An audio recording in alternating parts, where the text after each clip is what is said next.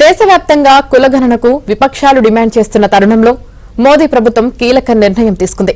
రాజకీయ వ్యవహారాల cabinet committee సమావేశంలో జనాభా లెక్కలతో పాటే కులగణనను నిర్వహించాలని కేంద్రం తీర్మానించింది.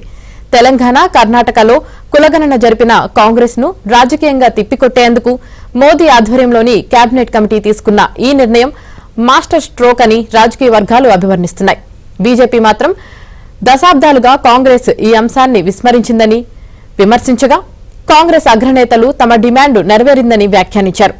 రాహుల్ గాంధీ ఏకంగా మోదీ సర్కార్ ఆకస్మిక నిర్ణయమని పేర్కొంటూ కులగణనను స్వాగతించారు. వామపక్షాలు మాత్రం ఇప్పటికే ఆలస్యం జరిగిందని ఆరోపించాయి. బీజేపీ మిత్రపక్షాలు మోదీ సర్కార్ నిర్ణయాన్ని స్వాగతించాయి.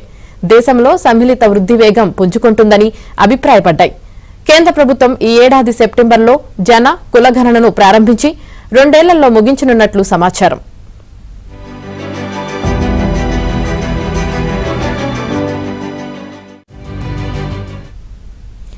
దేశంలో సమ్మిళిత వృద్ధిపై ప్రధాని మోదీకి ఉన్న నిబద్దతకు నిదర్శనం కులగణన నిర్ణయమని ఏపీ ముఖ్యమంత్రి చంద్రబాబు అన్నారు.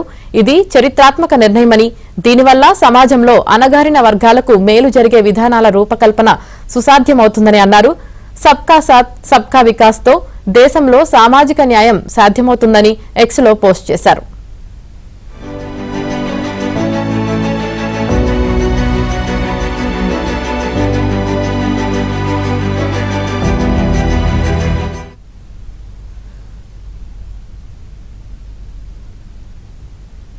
అటు కులగణన చేపట్టాలన్న కేంద్ర ప్రభుత్వ నిర్ణయాన్ని తెలంగాణ సీఎం రేవంత్ రెడ్డి అభినందించారు.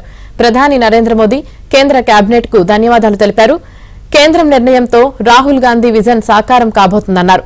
దేశంలో కులగణన చేపట్టిన తొలి రాష్ట్రం తెలంగాణ అని, కులగణన కోసం కాంగ్రెస్ దేశవ్యాప్తంగా పోరాడిందని రేవంత్ అన్నారు.